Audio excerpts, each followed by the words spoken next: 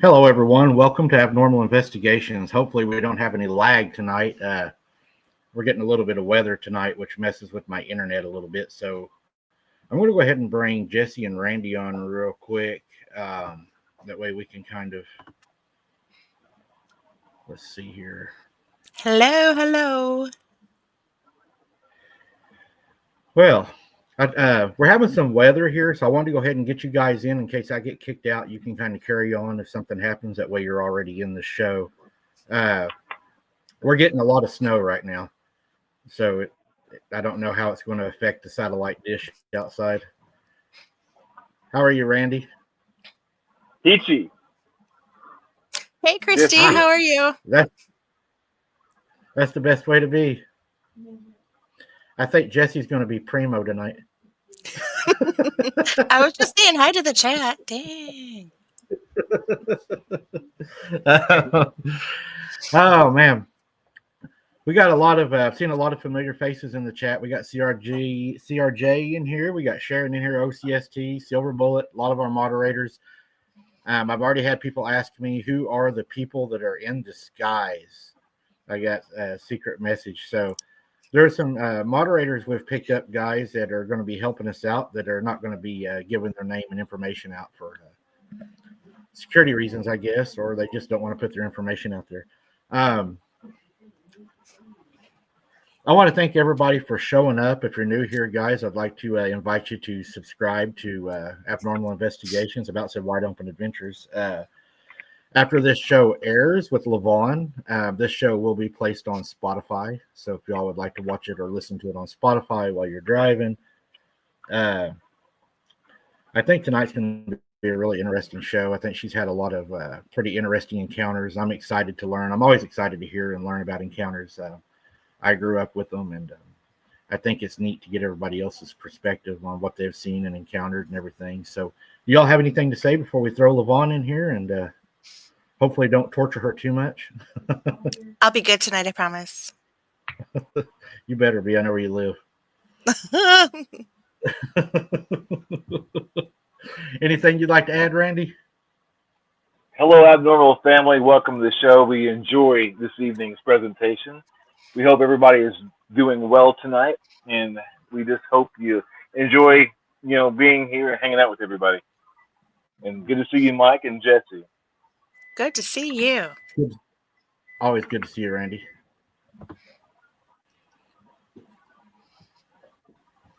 Can you hear me? Hello. Guys. Hey, Lavone. I can hear you. Okay, good. Oh, it's cold outside tonight. A little bit. So you've had some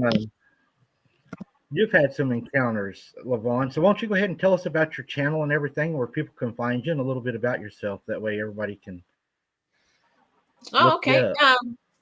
I am part of the Pennsylvania Cryptid research team, and it's just merely just myself and my husband. And then some friends when they come along. I started it about a year and a half ago.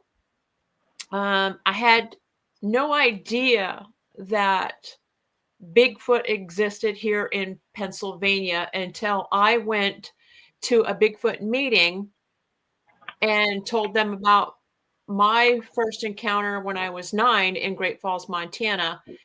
And everybody was coming forward and saying, all these Sasquatch encounters here in Pennsylvania. And then I asked, how does one research them? Because I always thought they existed, in Montana, Canada, Alaska, California. I never would have imagined that they're pretty much everywhere. So I just started researching. I just started getting out there. I have a lot of friends that I reach out to that I have gone researching with. And it's been fantastic and almost unbelievably fantastic that I can't believe it myself. I'm still processing the encounters that I've had. Wow. I know growing up, whenever, it happened to us, I was pretty young and my mom was young. Her whole family went through it. And then I went through it for a while, and it's something you definitely never forget. I know it was for us as kids, we didn't even want to go to Granny's at night. It was like, no, no, no, no. Can we leave at least before it's dark? We didn't want to be there in the dark. But unfortunately, we would have to stay the night there sometimes. So you had an encounter at 9 years old. At 9 years old. And do you want me to talk about it? I want to hear about it. Sure. Yeah. Yeah. That was, Can I ask a question first about her channel? I'm looking for your channel on YouTube. I see a PA Cryptid Research Team official trailer. Is that be you, Lavona? Yeah, that's my. I only have done one so far because I'm new to it, and that is actually my private research, because that's what I do too. Is I have people that reach out to me. Is it under 77 Productions? No, that's a long story. That is a documentary we did with that production, and that was not. Yeah, that was a private investigation, but not too private. Okay, how is your channel spelled? I'm not seeing. Oh, it's PA, and then Cryptid Research Team. Sorry for the delay. I'm trying to get her link out here. That's okay. I'm going to post it in chat so everybody can see it. Oh, thank you. I appreciate that. It's still pulling up 77 Productions. I'm not seeing your official site. No, yeah, that's not it. That's a documentary we did, and that's a very interesting documentary. Everything underneath that search seems to be linked to that 77 Productions. I'm not able to find your link as of right now. Okay, I can send it to if you can to Mike or something, we'll get it out here for you. Okay. Sorry for the delay. No, it's okay. No big deal. Montana, 1976. I believe it was 1976. When you're 9 years old, that's 9. I'm going to say 8 going on 9. I know we were still in Montana at that time. Lived up by the airport, and I did a lot of horseback riding alone, and then also with a Native American girl that lived close by. And I just had a little Shetland pony, and her pony was a little bit bigger than mine. We were out riding, and at that day, we decided to go down a road that we normally did not go down because of the gentleman that lived at the end of our property, because we had 10 acres. He had some really mean dogs, and he would always let these dogs loose when anybody was walking on the road, riding the horse on the run. It didn't matter. He would let these dogs loose. His dogs weren't outside, and his car wasn't home. So we assumed, it's safe. We're going to go ahead. We're going to do it. We started, walking along and stuff, and we got the smell. And we just kept covering our nose and saying, like a bunch of little girls saying, "Oh my God, that stinks." And it was like a cross between, I would say, skunk, dead animal, wet dog. And I'm talking your really farm, outdoor wet dog smell. And on the left of us was a rock quarry. And it had just a barbed wire fence that would prevent anybody from going down there. And as we were walking, the horses started to get a little agitated. You could see the ears like turning like towards the rock quarry, and the head, every now and then would bob. And we just paid no mind to it. We just kept walking. We figured it's the smell. Then we heard the rocks. A rock came up and flew and landed on the other side of the barbed wire fence. And I'm talking about a basketball size rock. We took it as it's the teenage boys down there messing around with us. So we're yelling at them, "Stupid boys. We're not scared of you." And the horses are still getting a little antsy. And her being a really tough rider, she was teaching me, we're going to still go, we're going to keep going. And then we heard the roar, and it echoed down in there. And here we're still thinking, "Stupid boys," that's when the horses started getting a little bit more agitated. She was ahead of me. And mind you, she was at least 3 years older than me. I remember her being at least 3 years older than me. And she knew this area by the back of her hand. She looked to her left. And as she looked to the left, she whipped her horse around. And as she whipped her horse around, she says, and really firm, we're going home. We're heading back. And she took off and did her little yell and took off running. And I'm thinking, well, her father always told me when you ride with her, you listen to her, and what she does, you do. So I'm thinking, well, I'm gonna head home. So I started to get my little pony and going riding home as fast as I can. And my property wasn't very far from where we were. So if you think of just a 10-acre stretch, like a solid 10-acre stretch, that's how far away I was from that area. So I just head back home and I put the horse in the field. All I had to do was take the rope off because she taught me how to ride bareback and she taught me how to ride with just a rope. I put her in the field and I went inside. I was home alone. As I was walking in, I looked to my left. My mom had sheer curtains. And I looked to my left and I looked out the curtains and I could see this big figure like coming really fast towards the trailer. And I'm thinking, what is that? It's like, is that a big man? So I went out there and I looked and there was this really dark brown figure with a round head, no neck. I couldn't see a neck. From the distance, like now I can say the distance, I'm going to say at least 50 yards away.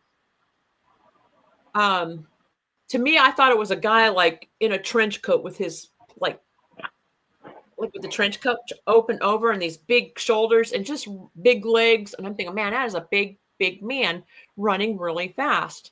And I'm thinking he's coming straight to the trailer. So I ducked really quick and I'm thinking, it's like, here I am by myself.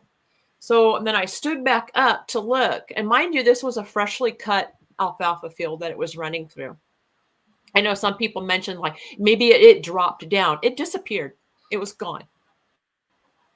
If it would have dropped down as big as it was, I would think that I would have seen like some kind of a hump, in the field, but I didn't. And then at that time, being 9 years old, you don't think of these things and to look. Right. I never mentioned it to my mother because I knew if I mentioned it to my mom, she wasn't going to let me go out riding again.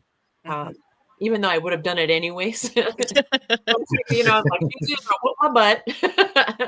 Or my brother's going to whoop my butt. Because he told me to stay home and he left. That I never once thought Bigfoot because I did not know their characteristics, their behavior. And that day, that was all three. I wasn't scared. I didn't, matter of fact, I didn't even feel scared then because I didn't know what she was running from. I'm going to do what she did. A few days later on the news, my mom was listening to the news and I remember being in the kitchen and it started talking about Sasquatch sightings near the airport. And it still didn't click in my head, Then a few days later again, the news came up with that they found an ape suit outside the bathroom door of the airport. And it still didn't think to me was that the man, in the ape suit? It just did not click until about I was in my 20s and started hearing more stories of the sightings, of the smell, the rock, the roar. And I never really told anybody. I told a few people. I told a couple friends in high school. They just brushed it off. They didn't believe me. So I just kept it to myself. I did tell my husband because we were going to get married. So I figured I better tell him. I have a creature after me. But because and then not to add to the story, but when you hear other people's stories about, having slaps on the side of the homes, the mobile homes, campers, thinking about it now, we had slaps on our trailers. I mean, loud slaps. And we always thought it was the Native American boys because they didn't like my brother. He'd always go out there with a rifle and just start shooting and come back in and saying, "Yeah, well," he goes, "there's no one out there." You know, he never saw who was actually hitting the side of the trailer. Did we ever see tracks? No, because I don't think we knew to look for them. You know, and our dogs were outdoor dogs, so they never barked. I would think that if it was the boys, they would have barked. They would have gone after them. Right. You know, I don't know. I don't know if that's Sasquatch or if it really was the boys. It's kind of neat that you say about the dog not barking. I know whenever my mom and them, from stories they had told me, whenever it would come up to their house, and they would have it like every night around 8:30. It was almost, they said, right on the dot. Their little dog in the house, it would like have a fit to go outside. It wanted to be outside with it. It wasn't afraid of it. It wanted to be with it. So it wouldn't bark, and they would let it out. And it was raining one night, like pouring down rain. And Granny said they let the dog out, and it was out for a while. Then it comes back to the door, and they let it in, and it's just as dry as it could be. And, you know, you would always think, you know, on a stormy night, you would have less of an encounter. But they said actually the worse it stormed, the worse it was. It seemed like it was always as bad as the storms. It would always be worse. So do you think it was maybe because y'all were girls out riding, and maybe the horses and everything? Do you think that maybe attracted it? Yeah, I mean, to come to think about it now, because, you know, I mean, there's stories out there that they do like children. You know, they like females, and that they like to, you know, observe. And maybe that was just it. But far as the growl, the rock, and the smell, now, I mean, a lot of us believe that that's an indication, stay away. I'm kind of think about it like, I think it was more like, hey, I'm here. Come here. Come look at me. You know, that's how I was taking that. That's how I would take that day. You know, Right. That for some reason it wanted to show itself, and it followed me home, and it showed itself, because that is a massive alfalfa field. And for it to take the chance to say, here I am, and you're in Montana, mind you, you know, where every person has a rifle in the back of their truck, a rifle leaning up against, you know, the living room door, a rifle in the garage, you know, rifles everywhere. Do they know that? I don't know, you know, but it's, you know, I mean, and young teenagers walking around with, you know, my mom. Huh? Yeah, that's interesting, because my mom and them, you know, when they were young, there was 8 of them at home, and it was 6 girls and 2 boys. Her dad was a logger, so he was gone all week. So sometimes he would come home on the weekends, and it seemed like, you know, it was the girls, the women that it wanted. And for some reason, they always thought that it wanted my mom more than the other girls. They always felt like it was more interested in her. Now, I think mom probably had the closest encounter with it. She was going up the steps. They had a big porch, and it had the big old time concrete steps, you know, it goes up to the porch. And when she was going up the steps, how old was your mom? She's probably 7 or 8. And while she's going up, this thing looks up over the side of the porch at her, and she can only see like this much of it, but she says it looked like kind of like a werewolf. And ever since that happened, it's like it was fixated on my mom. And then as my mom got older, of course, my granny, she had a stroke, and the girls would take turns staying all night taking care of her. They would swap days taking care of her at her house. It would bother all the girls, but when my mom would stay, it would always be worse. It would, it done everything from mimicking my grandma ringing a bell to needing help to, I mean, it would say my mom's name. It said my grandma's name. Whenever I stayed down there, I heard it say her name. It never spoke. I never heard it speak like a sentence. It was always like one word, and it was kind of a gruffly, kind of like a dog trying to talk, like on those little shorts you see, you know. It wasn't real clear, but you could tell what it was saying. Oh, wow. Did you ever hear one speak or? I don't know. I know. I don't know what it was. When I was doing that was before we did the documentary. Matter of fact, we did that documentary in this area, but it is private land, so I can't discuss where. It's on the eastern side of Pennsylvania. No, excuse me, western side of Pennsylvania. I went there with another researcher. And mind you, before I went, because I was intrigued with Dogman, and that's how I met up with this researcher, because he's very, very knowledgeable in the Dogman and Dogman areas. But he said the area that we were going to go to was Dogman and Bigfoot. So there's two different areas where he has encountered with Bigfoot and Dogman. Prior to going, and I'm not saying it could very well be me. I don't understand the phenomenon, but I can't pronounce the word. I had dreams prior to going with 3 dogmen.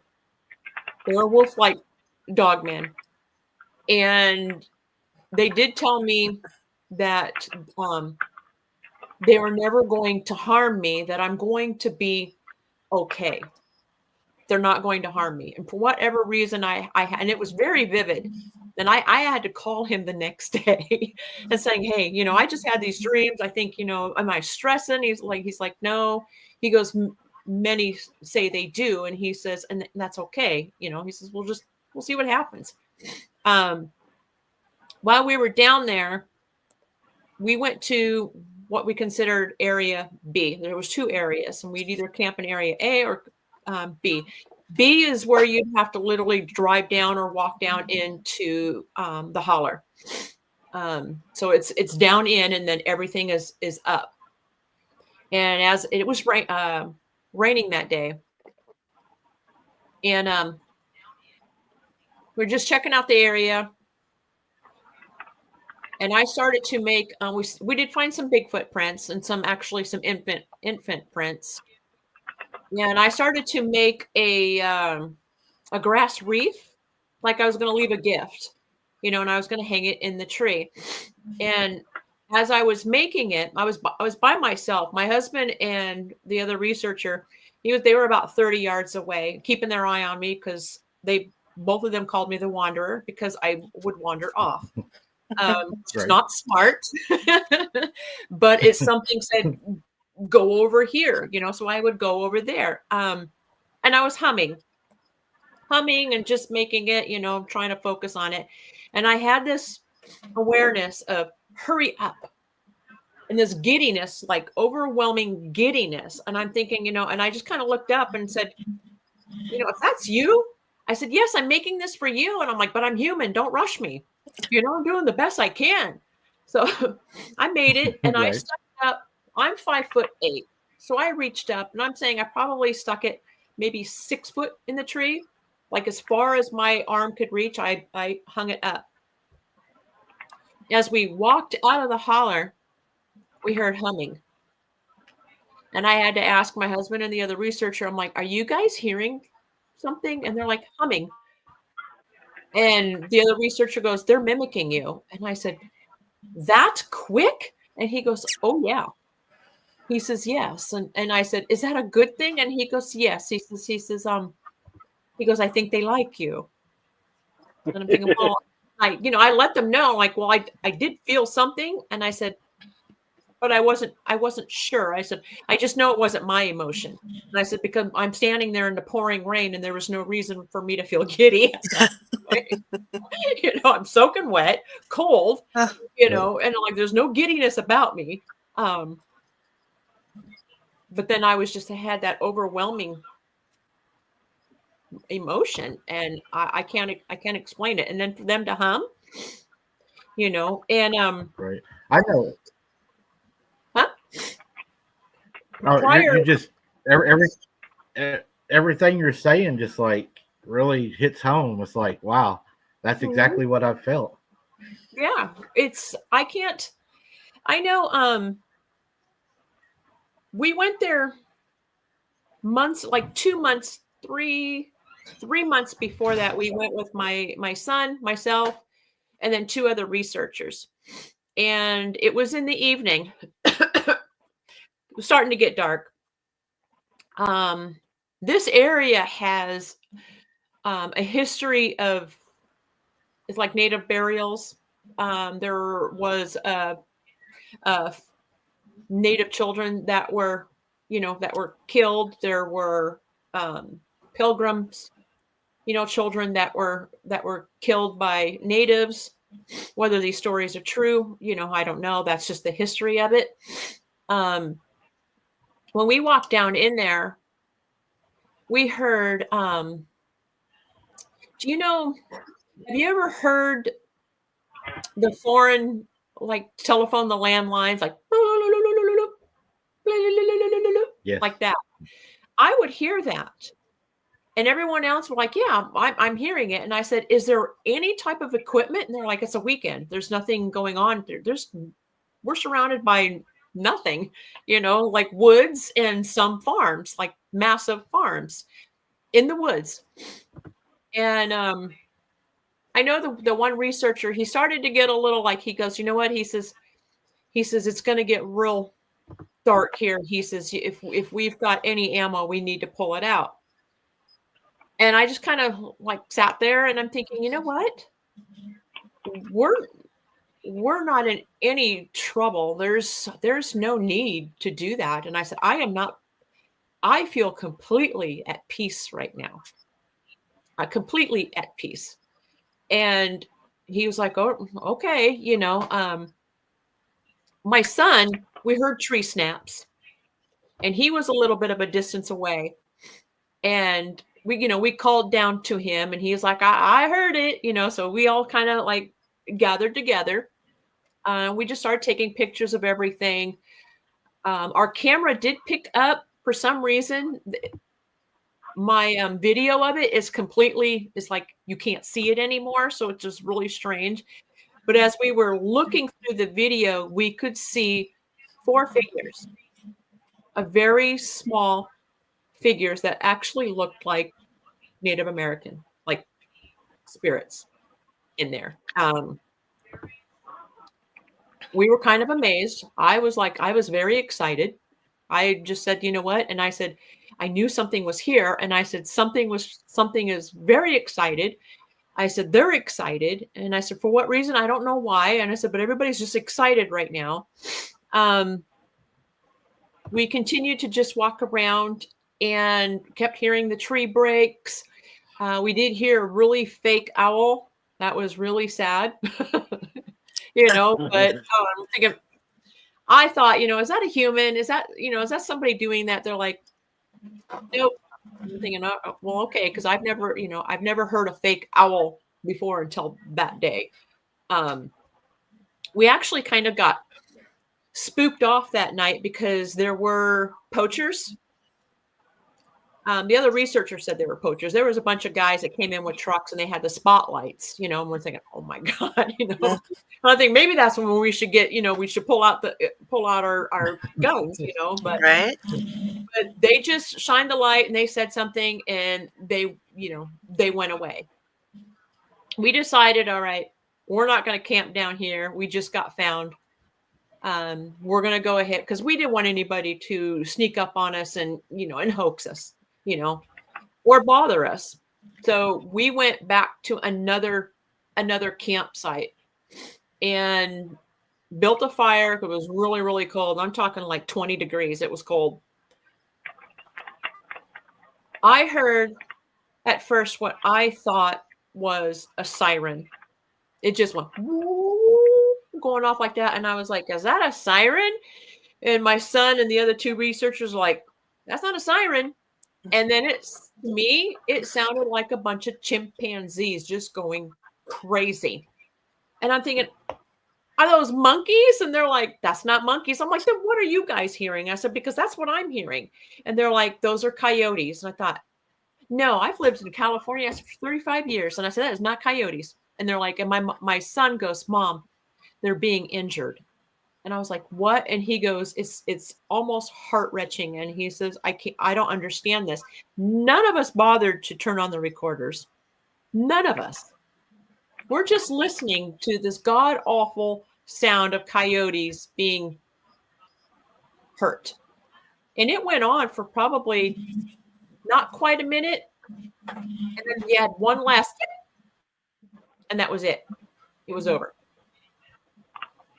The other researcher goes, are you scared? He goes, how are you feeling right now? He asks me, I guess, because I'm a female. I don't know. Who doesn't ask anybody else?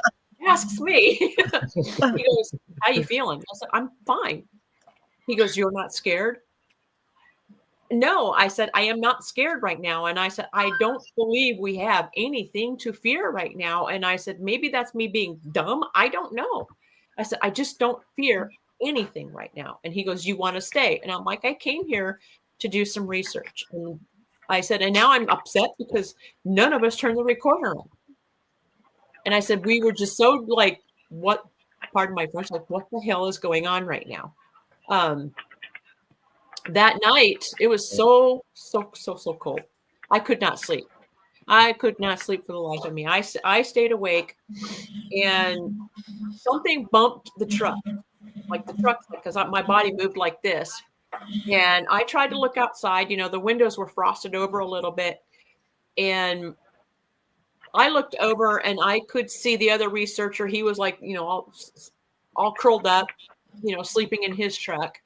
The other researcher, I could not see in his car, but I don't believe he would have gotten out. I think I would have heard him, you know, get out. And I looked over at my son to think, did he move? Did he move? And that's what, you know, I'm feeling, but he was sound asleep. And then as I turned to look to the front of the vehicle, it was really bright. The moon was really, really bright. So when you look through a frosted windows, all you just see is just moonlight, you know, and you can't see clear. But something big ran in front of the truck. And I'm thinking, well, if that was you, Yep. and I'm like, I don't know what it was. And I still was not scared.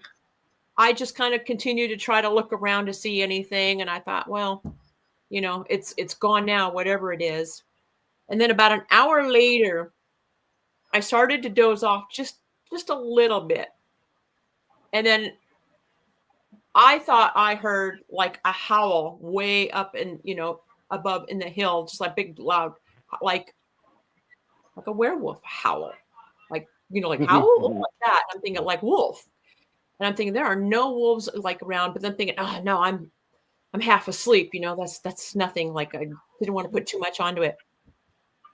I started the truck because my son and I had another private investigation to do. So I had to get home, and I'm 4 hours away from home. And one of the other researchers gets out of the truck, and I rolled down my window, and I was just getting ready for him to say, you know, hey, you leaving? And he goes, did you hear that? And I said, was it a howl? And he goes, and I said, and that's when I got the little bit of the goosebumps. And I'm thinking, oh man, I'm like, I thought I was just half asleep, and I was just hearing, you know, like when you fade off, you know, something in your brain does all these things. And he was like, no. And he says, and I said, what do you think it was? And he goes, I don't know. And I said, a wolf? And he goes, not here. No. He goes, that loud? No. And we decided, okay, we gotta leave. I did not know the area very well. So I had to follow the other researcher out. The other researcher was behind us in the cars, and it was still, you know, 4 o'clock in the morning. So it was still dark. And this is, mind you, this is a 1-car road. There's, you know, embankments up high and then drop offs. So there's no turning the vehicles around. You either go backwards or forward, you know, and if a car comes, you're screwed, basically. I think, we were heading out, and the other researcher behind me, I did not see his lights in my rearview mirror. So as we're driving along, I'm thinking, I got to get this guy's attention because we lost him. And as he turns to the left, my lights shine and I see legs, just 2 legs and like 2 thighs. I did not see the torso, nothing, no head, no nothing. All I caught was 2 thighs, very large, hairy thighs, jump across that road. And I'm thinking, man, I'm really tired. I'm really tired. I still wasn't scared.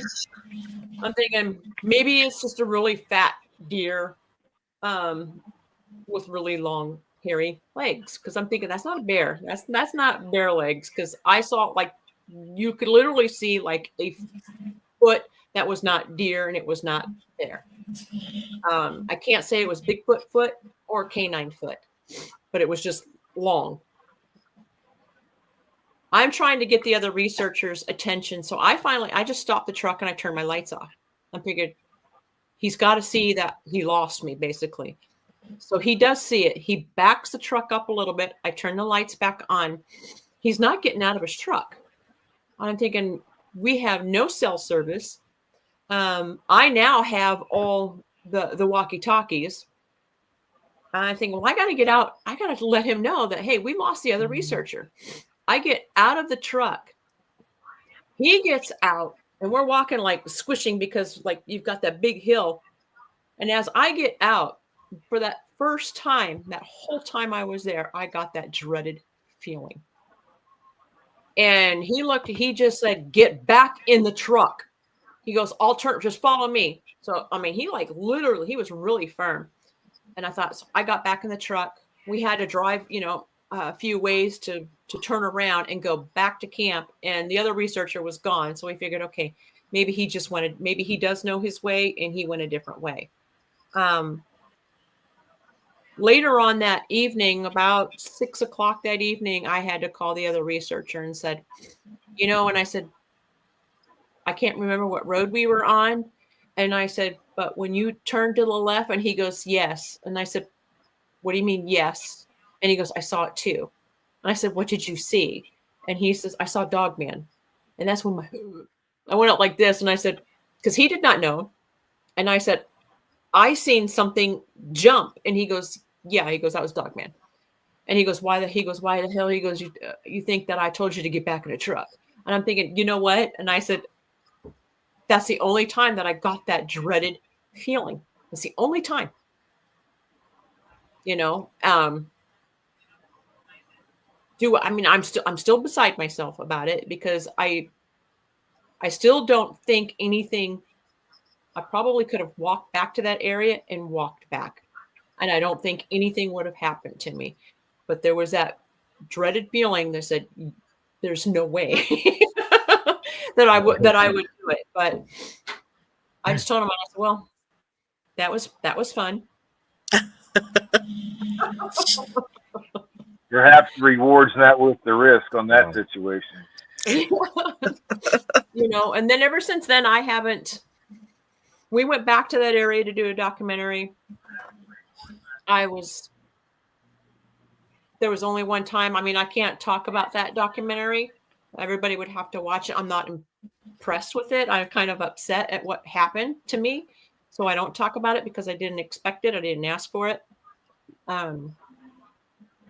But it definitely was not a Dogman. It definitely was not Bigfoot. It was more like of a spirit kind of attack. So I was really disturbed, that day and that night. But we did find tracks there too as well, and felt the ground shake. But that's that one. I am. She's asking me. I did not have it. Ramona, I did not have my bag then. I've got it now. What bag are you talking? It's way over there. a medicine bag, a protection bag that she made. Oh, Yeah. I did not have any. The only protection that I had was just, I guess, power of prayer, man. Just, just sitting there rebuking whatever Right. that happened that day, just rebuking the living crap out of it, because I didn't want to bring it home, because we see you're still with us, so I guess that worked. yeah. And But I've had glad some really good encounters You though know, too. Hope I didn't hear you. I'm sorry. that that feeling of dread you're talking about. Oops. Yeah, that feeling of dread you talk about. I was doing a live one night, and I had been to this place actually all my life, and I had been investigating down there, and we had some calls and stuff down there. Nothing major or anything. And I was doing the live that night. I was running a little bit late, so when I got there, it was dark. I was solo, and whenever I parked, before I ever got out, I just had this feeling like I didn't want to be there. Mm-hmm. And it was I was talking, to everybody in the live already, and I just had it was like it's like I was. You have that scared feeling. You have that feeling like I shouldn't be here. But I went ahead and forced myself out of the vehicle because I knew, I had a live to do and everybody was on. And it was really weird kind of how it happened because whenever I got out, on the other side, there's a creek. And on the other side of the creek, there's like a high bank. And when I got out, for some reason, I just had this feeling that it was standing over there. Now, I couldn't see it. It was pitch black. And I had that feeling, man, there's something over there. So I was talking to everybody in the chat, and I was like, whenever I get over here, guys, I'm going to turn the real bright light on across the creek and watch and see if you see anything. And as soon as I hit that light, oh my God, that thing screamed like I have never heard anything. I mean, it was the most terrible. It was like it's hard to explain. It's kind of like a scream howl. Yeah. It's weird. And I was like, okay, yeah, I'm not supposed to be here because I mean, it was just like, it did not care who heard it. It was like, I'm right here. And it was, yeah, that was one of my, we call it the screamer. Yeah. I've had other encounters like, Prince,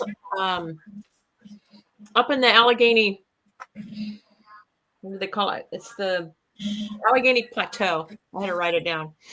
Up there, over summer, we went for a camp. The first evening, we all went on a night hike, and it was pretty bright out, so we didn't even need the red lights. We all just turned off the lights and just was walking in the woods, walking in the dark, which I love. I am not your average female. For some reason, walking in the dark does not scare me.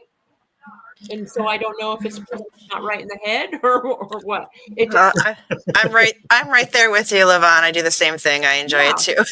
it doesn't scare me. And I try to tell everybody I don't have these powers. I don't know. I mean, it's ever since I was a little kid, I could always sense some things.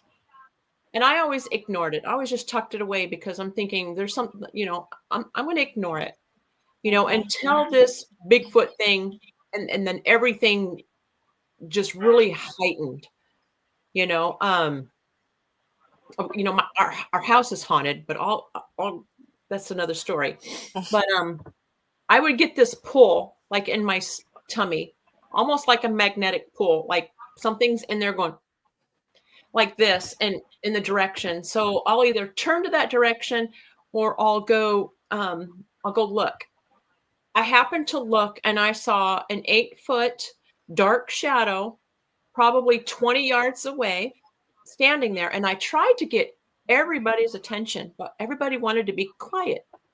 So I'm like, hey, I just saw a shadow, like trying to whisper, because and it was near the lake. And two other researchers came up and said, hey, what are you talking about? And I said, there was a shadow over there. And I said, and it just kind of disappeared. And I said, I don't know if it's my eyes are playing tricks on me or if something was really there. And then eventually the group kind of gravitated towards that area anyway. So I figured, okay, cool. I'm going to go where I saw this shadow, which most people would think that's really dumb because what if it was there and it snatched you? I'm thinking, you know what? The more I turned to it, the feeling in my stomach like directed me. So I'm like, I'm going to continue to go over there. When I got over to where that tree was, I kid you not, it was extremely warm by that tree. I put my hand there and I'm thinking, this is warm. I moved my hand. This is cold. Warm, cold, warm, cold, moving in all these directions. And I'm thinking in between these two trees, I'm like, this is really warm. And I tried to feel up as high as I could go, like 8 foot, but I couldn't reach 8 foot. It was still warm. Around it was cold, but right there, like you think body figure wise, that was warm. And I asked another researcher, he goes, yeah, he says, it is warm right here. And I said, that weird. And he goes, this is where you saw the shadow? And I said, yeah. And he goes, that's really interesting. A couple of people walked through it and I said, you guys feel the heat? They're like, yeah. They just kept going. I thought, all right. And I said, they probably think I'm weird. So I can't explain that, but the heat ended up going away to where it became cool again. So how do you explain that? I mean, someone did mention that, it's from the sun. It's 10:30 at night. Try again. Do you think maybe, yeah. Do you think maybe they hug the trees to use the trees as some kind of an adaptive camouflage, maybe? That it was from it hugging the tree? I've had some people saying that they use the trees to travel, that it went into the trees, or maybe it wasn't a Sasquatch that I saw. Maybe it was something else. I don't know, but I wasn't the only one that felt the heat, right. So that was real. Yeah. The next day, it was raining. The whole weekend was just kind of crappy with the weather. The other two researchers, I'm allowed to say their names, Stephen and Shelley, fantastic people, fantastic researchers. I've learned so much from them. We decided we're going to go on a hike, just the three of us. And Shelley has she's so intuitive. And they wanted to go to an area that they've always wanted to go to. So we went to a whole new area completely away from camp that we literally had to drive there. And as we're going up the trail, I told Shelley and I said, are you feeling what I'm feeling? And she goes, oh yeah. And I said, we are not alone. And she goes, no, we are not, and when Shelley and I are together, it just seems like we're just feeding off of each other, very, very giddy, very happy, just having fun, looking for prints, looking for tree structures, looking for tree snaps, tree twists, anything, that would say Sasquatch, she sees things that most people don't, and so when she says something, something's there. I only see spirits. I don't see what she sees. Her husband, Stephen, he found 2 tracks near the lake. They were fantastic tracks, definitely castable tracks. So he decides he's going to cast one. As we're waiting for the tracks to dry, he kind of waded into the water to the lake and went around the tree, and then he come back and he says, there's some tracks over there too. And he says, but nothing worth casting. I turned my back to the lake and I started to walk away from the lake a little bit. And something to the left caught my eye.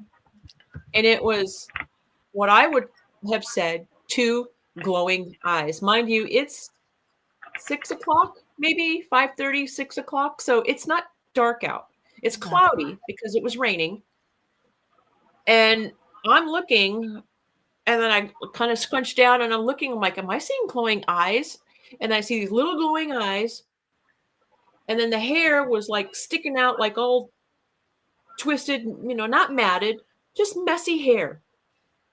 Like a child, like bedhead, And I'm thinking, and then the eyes went black, and you could see them blink, and they were little circles. I could see a little button nose. And then I was like, well, look at you. I'm like, there you are. I'm like, where's mama? I'm telling, I told Stelly and Steven and Stelly, I'm getting all mixed up. Steven and Stelly, I get excited about this moment. And I'm thinking, I think I'm looking at a baby Sasquatch. And they're like, I didn't hear them. My ears started going. Now, mind you, I'm hearing impaired. I don't hear words very well. So that's why you'll hear me mispronounce words. But I can hear sound. But I didn't have my hearing aids in. And my ears were literally going whoa, whoa, whoa, whoa, whoa, whoa, like that, At that moment, I'm thinking there's a helicopter flying over my head.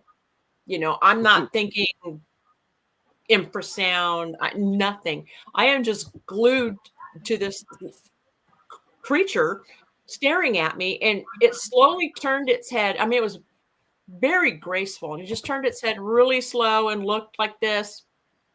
And then it turned back. And as it turned its head back, a bigger thing come walking into where, and mind you, we're only 10 feet away. I'm only 10 feet away from this thing. I see a torso, and I see the big thick legs, and I could tell this was a male. And I'm thinking, but it was not very tall. Not as like not an 8-footer, not 9 foot. So I'm assuming that's Junior, that's Big Brother. And I'm thinking in my head, well, there's Big Brother, and I'm thinking, we're not going to be here very long. We're not going to hurt you. And I said, please don't hurt us. And I said, we will leave very shortly. We're going to leave. And it squatted. And when it squatted, I could see the mouth. I could not see the nose because there was the tree. There was a tree limb right there. And then I could see his eyes, and he had the deep set eyes and the eyebrows. Black eyes. They were round. What I'm seeing is round because it's still shadowy in that area. I'm thinking, what's going on? I'm still glued. And, you're thinking you're not supposed to have eye contact with these things. You're supposed to look down and back off and get out of Dodge. Here I am having eye contact with these things because I'm completely mesmerized at what I'm seeing. Shelly steps into my view, and she's like, Lavone! And I stood up and I was like, what? All of a sudden, the whoop, whoop, that stopped. But I'm still thinking helicopter. And she goes, did you not hear that? And I'm thinking, hear what? And she goes, oh my God. She goes, two big old trees just came crashing down way back there. She goes, it echoed the whole lake. And I'm like, no, so I'm talking to Sasquatch. She's like, oh my God. She starts laughing. She comes over and she starts filming with her camera. And mind you, they're just sitting there. They're not getting up. They're not moving. They're still watching us. We're laughing, having a blast. We did not have no fear whatsoever. She takes a picture and she goes, is this what you're seeing? And I looked at it and it was blurred. And you could see a face like with the hair, and it was kind of like blurred. And thought, yeah. And then she goes and looks and she says, okay, she says, she could see it too. So there's two of us that can see it, not just me. There's two. Then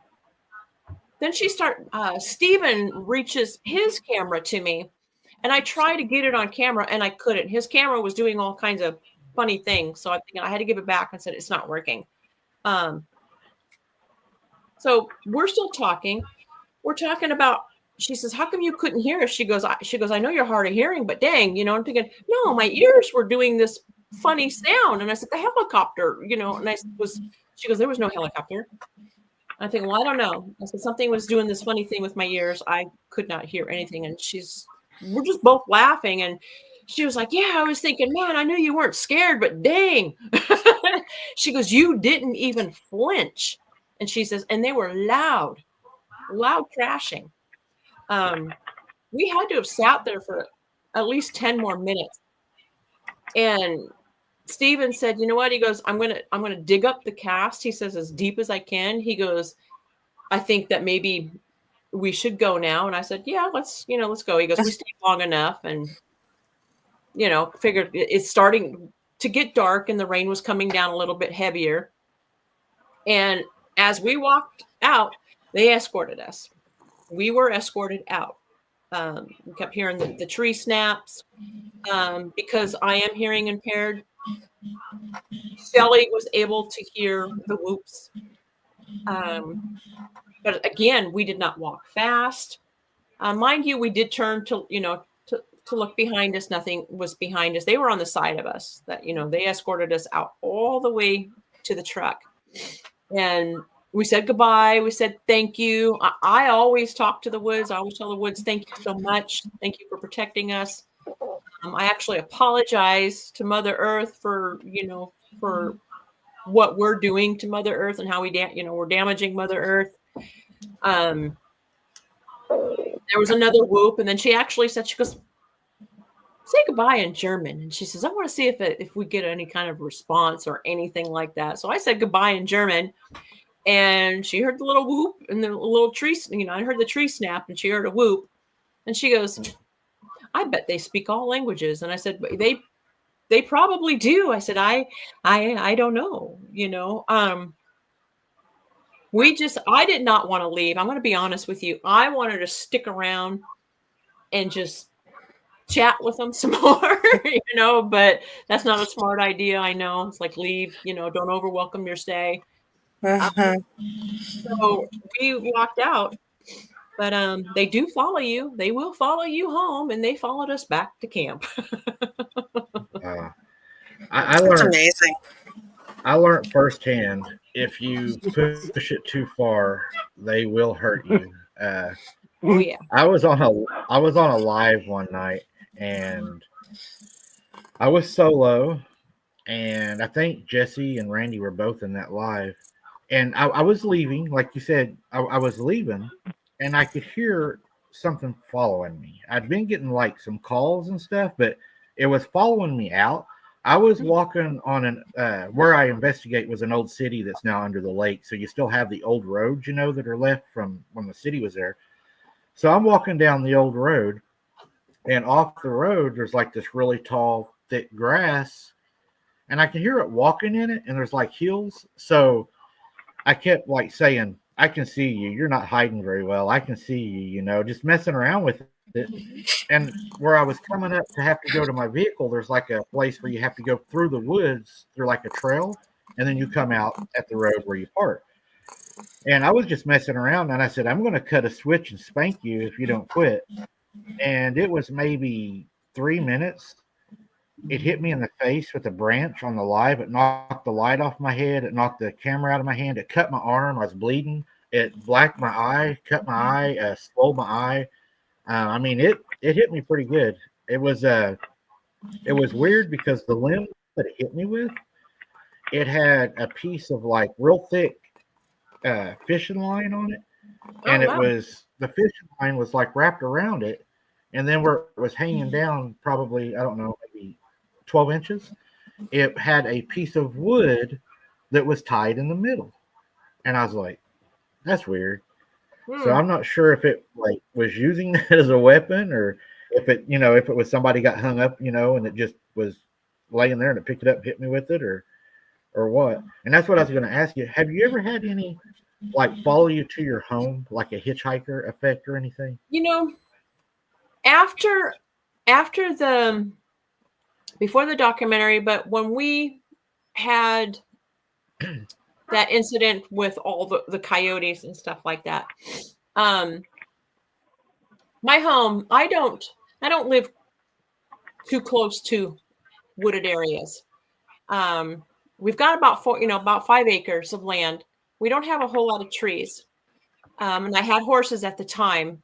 Just sold my horses not too long ago. I went out to the dry dock and I saw only 9 inches toes. And I literally had to call Shelly and I'm saying, hey, I don't know if this is psychosis. I said, if I'm going crazy. And I said, but there's footprints in my dry dock. And I said, it's really funny. I said, because the horses don't want to come on this side. They normally, when I'm mucking stalls, they're normally got to come over. They got to poop in the wheelbarrow. They got to poop in the stall, poop here, poop there. They did not come in and bother me. I measured them and I said, when I sent them to her and I said, do you think these are, she goes, they are exactly what you're thinking. And I said, and because they were deep, and I tried to step down and try to because the ground was soft, even though they call it the dry dock, that area was soft. I could not, me being 5'8", I could not put my foot deep down in there. Now the horses would have been able to, but I tried to think of, are these 2 hooves, and I actually measured their hooves. I'm thinking, okay, if this was 2 hooves, this, would have been the size, but it didn't equal that. And I'm thinking, well, and that's what I did not know they could follow you home. And then she did say, they will follow you home. And I was like, what do they do? Like hitchhike? Like what is it on the top of a car? I said, what do they do? And because I'm still learning all of this, Right. So I mean, anything is possible, right? And then what do they say? People are tagged once you've seen one. It's like they know that they exist. So they're going to mess with you more, or maybe they're going to show themselves. I don't know. I don't know.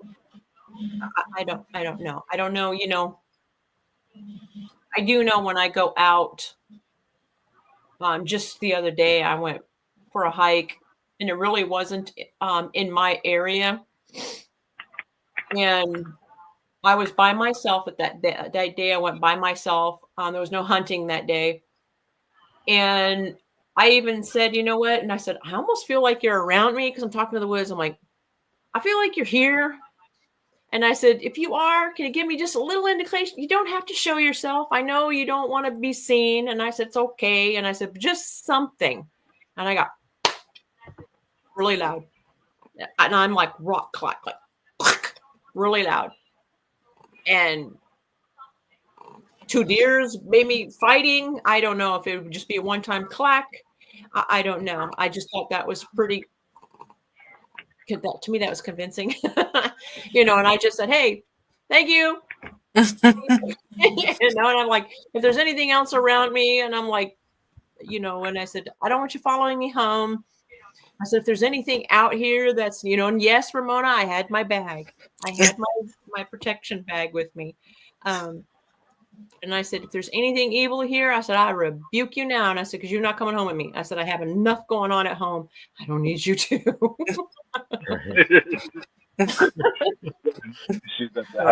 I know. I do believe this woman's weird.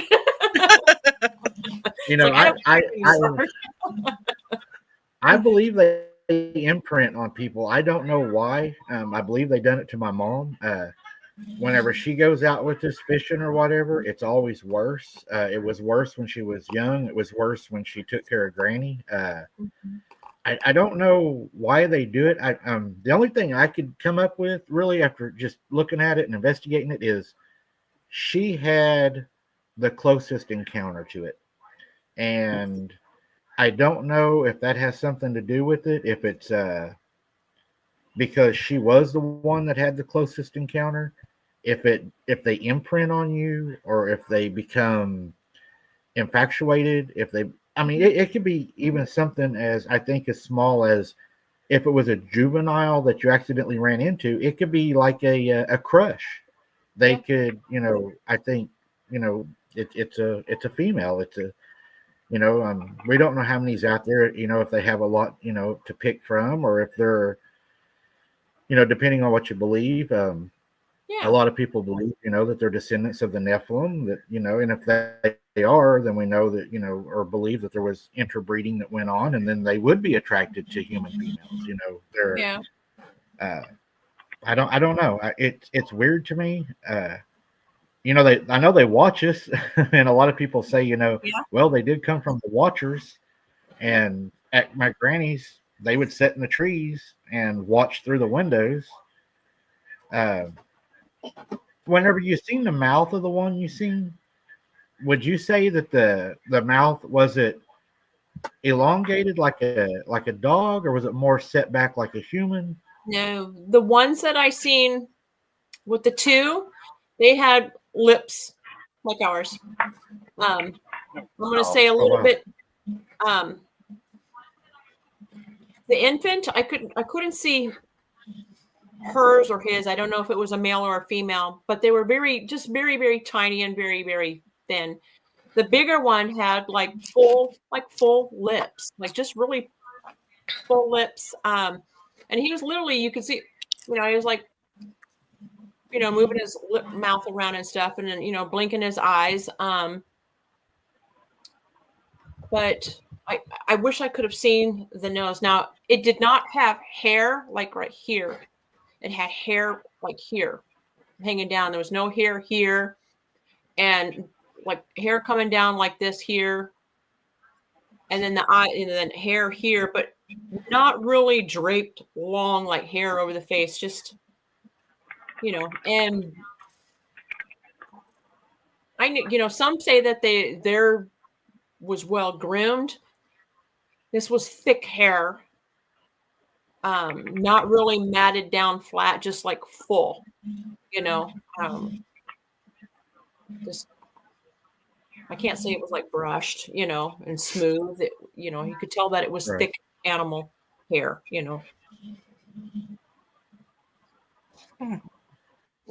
I don't know. Have you ever had them speak to you? Have you ever? Have they ever communicated with you? The only time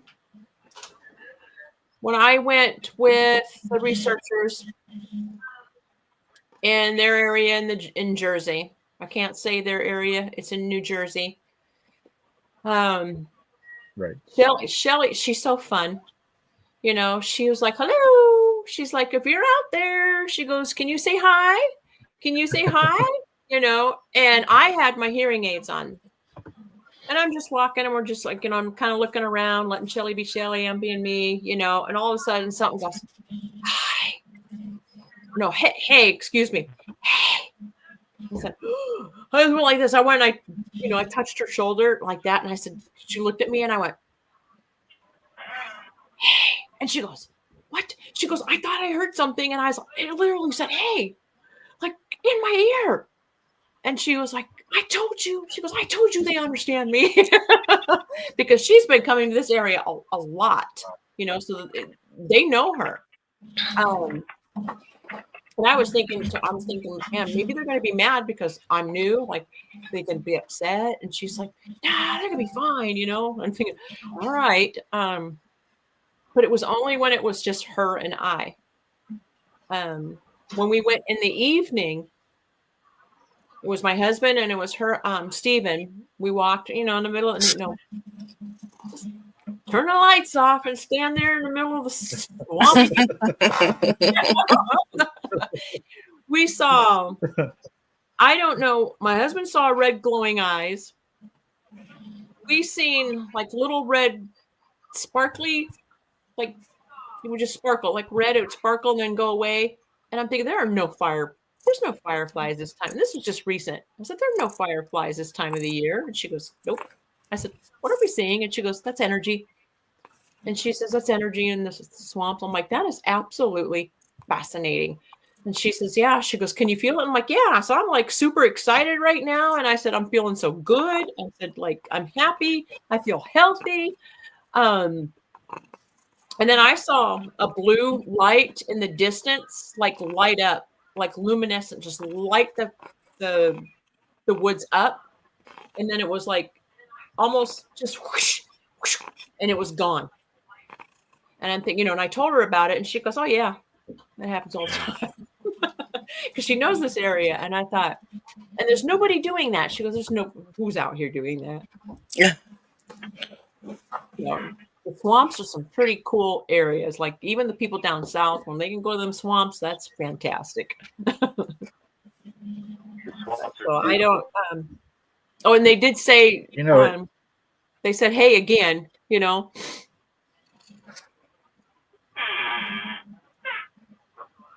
That is so interesting. The way that a lot of the things that you're saying are things that I've caught, on my lives, like that, like you're talking about the owls. Yeah. I'll go out some nights and it'll be so dead. You're like, there ain't nothing going to happen tonight. I could pitch a tent here and it would just be quiet all night. And then maybe 30 minutes later, you hear an owl. But I've hunted all my life and lived in the woods all my life. I hunt and all that. But I hear an owl, but then you hear another owl in the other direction, a little further away. But you're like, that's not an owl. I mean, there's part of it that sounds like an owl, but it's off. It's not right. And then when you hear that weird owl, it's like the whole forest comes alive. All the owls start hollering. It's like they know there's something out there that they're like, hey, that's not one of us, And then it seems like that's whenever things start picking up. And I've been picking up, and I don't know. I talked to a guy today. We was calling them EVPs. I don't know if you get those, but I've been getting a lot of EVPs on my investigations in my videos. I can't hear them, but when we replay and do the editing and stuff, we catch a lot of weird EVPs. And a friend of mine today was saying maybe they're not EVPs. Maybe they're speaking so low or on a different frequency that you're not able to hear them. And he said an EVP is different than something speaking on a different frequency. He believes that they're able to speak on different frequencies. He said you may not be dealing with, a spirit. You may be dealing with something that has the ability to talk higher or lower than what you can perceive. Okay. Makes sense. Yeah. I don't know. I'm just fascinated with it. It's where this is all within a year's time. So, I don't know what's going on. I've had the one researcher saying, well, you're tagged, and he says, and he goes, and he even says, he goes, you're an old soul too. He says, whether you want to accept it or not, he goes, you are an old soul. And because I've told him I've told him dreams that I've been like I had in the past. And I said, they're so vivid. I said, I'm like this warrior princess person, and I said, man, and I said, I can fight too, and I said, it's just like the armor that I'm wearing, the weapons that I have, like they're long chains and stuff. And I said, I'm so strong and I'm so tall and I have powers. I would say there's probably a good chance. I mean, with all the encounters you're having, I would say you're probably tagged. Yeah, and that's okay as long as they don't hurt me. I think, I do believe that they understand, that my intentions are good. I would never, ever go out there and harm them. I don't want any, I don't even like to tell people where I go because I'm always afraid the wrong person going to hear, and go and just kind of push them out or, upset them in some way. And I'm thinking, there goes the trust, right. I mean, if that makes any sense, like I don't know. That makes complete sense to me. I understand that, what you're saying. Yeah. And that one incident, I actually had to ask Ramona, Medicine Bear. I had to ask her because I played in the area that I go to. I played the native flute music because I do have native ancestry in me. I've got two, from two different tribes. I'm not saying that's why I played it, but I love the sound of it. So my husband and I, we just sat out in the woods And we sat on a tree, and I said, I'm just going to play this. I'm going to play this for them. If they're here, they can hear it. If not, you know, that I just want to see what happens. And he was like, yeah, that's fine. So we're sitting there playing it, and the leaves start to fall like in a circle, like falling down on us. And I'm thinking, you know, I'm looking up, and I said, do you see the leaves falling anywhere else in the woods? And he goes, nope. You know, and he's so like, you know, he pays attention to what's going on, but he doesn't let you know he's paying attention. I think we sat there for maybe a good 30 minutes, and I thought, well, so I'm ready to go. So we, you know, turned the music off, and I started to walk out, and something caught my eye, and I looked, and I see a Native American spirit in the trees, and it looked like, at first I'm thinking, is it hanging? Because I did a double take, and I'm thinking, or is it just looking down at me? And I wasn't scared, and I felt, I don't know if it was a connection or at peace. I can't even describe the emotion and the awareness that I had right there. And I'm thinking, oh, okay, you know, so this is good. So we just left.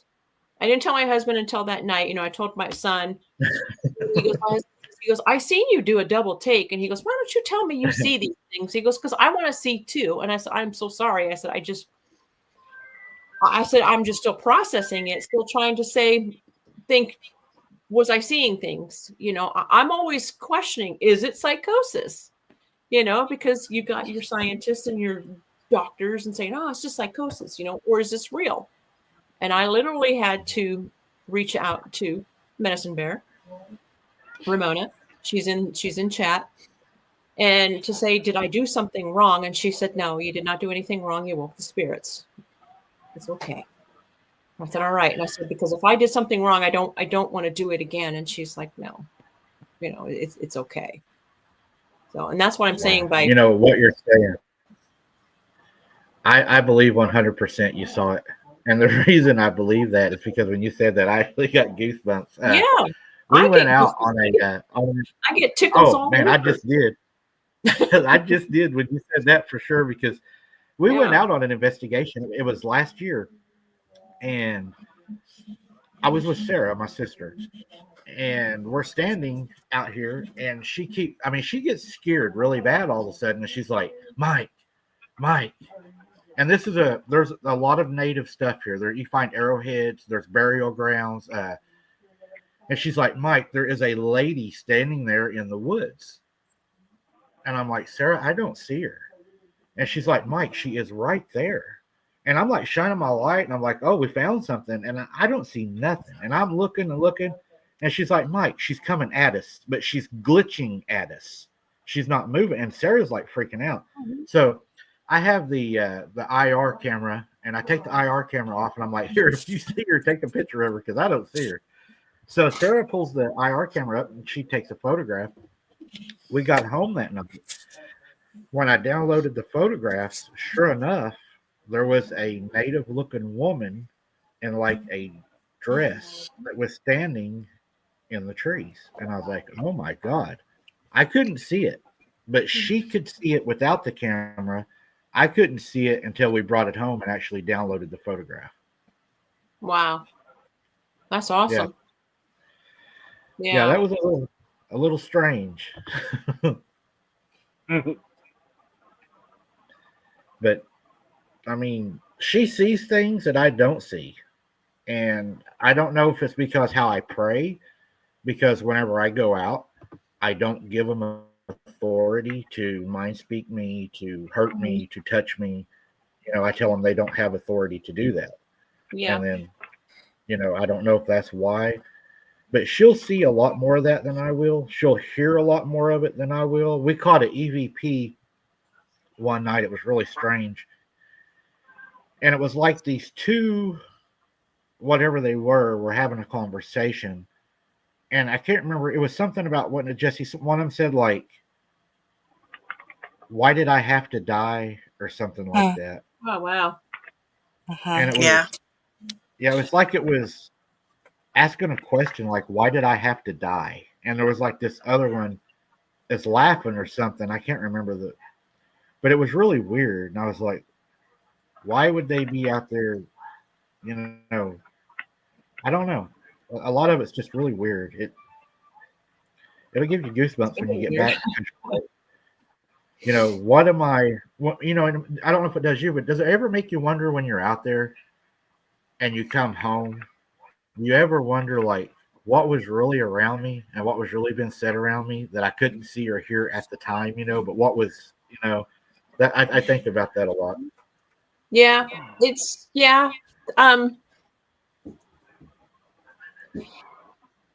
have sometimes, like I said before, I don't understand. Like, if you knew a little bit more about me, you would understand why I don't understand fear.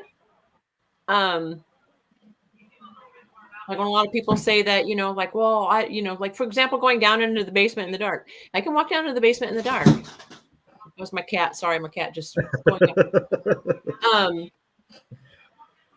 I can walk out.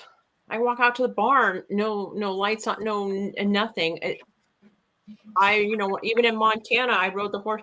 You know, when I was done riding horses with my friend, I would ride home in the dark. I wasn't scared. You know, because I'm thinking, why should I be scared? What's out here? You know, maybe it's because I didn't know, or maybe there's something saying you're fine, you're good. You know, I mean, Right. I did have a near death experience from a horse accident. Supposedly, I guess my son or my husband, they said I was dead. My eyes were in the back of my head, and they shook the living crap out of me. And they said that when I came to, they said you gasped for air. You're like, you gasped for air in your eyes, and they said you were kind of fighting, like you were fighting everything and fighting. And I don't remember the accident. I just know that I was on the horse and I was dismounting. I don't remember anything. But I told the doctor about it, you know, and I said, I don't remember anything. And I said, all I remember, I said, is just laying in this field of magenta flowers. And I said, and the sky was so blue. And I said, it was just so nice there. And I said, it was just really nice. And he goes, you know what? He goes, I think you had a near-death experience. He goes, many people, he says, have said similar things.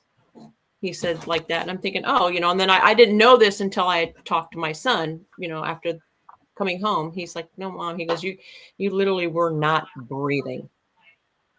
He said, so. Wow. But that's only, you know, I've had 2, you know, so because I was hit by a car. And if it wasn't for the gentleman, there was a man that said, move your head, because she stopped on me and said, move your head. And I'm thinking, okay, you know, so I moved my head like as tight as I possibly can. And he backed up over me and literally ripped hair off my scalp. And I actually had scrape marks on my face from the tire. And there was only the driver, my friend, my brother, and then, no, my brother was not there at the time, and another person. And I said, well, who told me to move my head? And they're like, nobody told you to move your head. And I was like, yeah. And I said, there was a guy there. He said it like 3 times, move your head. And I said, because I didn't do it the first 2 times. And I said, but he kept telling me, move your head, move your head, move your head. And I said, so I moved my head. And they were like, it was us. Nobody looked underneath the car, nothing. And they said, she just drove. We just told her to back up, you know. And this was, mind you, was a 78 Vega. You guys know, I mean, if you remember the Vegas, they were like the first low riding, you know, other than the Vet, you know, it was very low car. So when she drove back over me, my whole body, like literally, she just like, you know, I ended up getting like 3rd-degree burns on my stomach and stuff. And it seems my head was always cracked open in every accident I had to crack open. So maybe that's what's wrong with me. I don't know. How old were you when that happened? I was 11. Okay. Yeah. And on the way to the hospital, I seen my. You had your first. Huh? Say it again. No, go ahead. It's okay. We have a lag. I'm lagging. that's, I don't know if that has anything to do with, sometimes people say, well, if you had a near-death experience, things heighten, your awareness heightens. I don't know. I don't know. I can't explain it. I'm learning to accept it, because all my life, it's when you try to say something to somebody, it's you're cuckoo, you're crazy, you're saying things. So I leave it at that. If it's helping me with the Bigfoot, it's helping. If that has anything to do, if it does or doesn't, which I don't think it does, but. You said you had your first encounter in 76, and I was going to say that was the year I was born, 76. Oh, gosh. Yeah.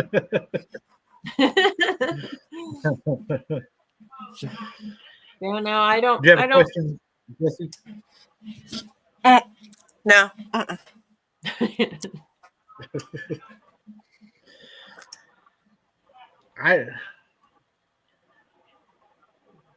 I don't know I know we seen a thing one time when I was with my mom. It was not a Bigfoot. This had a green face. It looked like frog skin. It had yellow eyes, and it was staring at us through the fork of a tree while we were fishing. And I've kind of come to realize that there's a lot of different things out there, I think, that, other than just, the Bigfoot, the Dogman.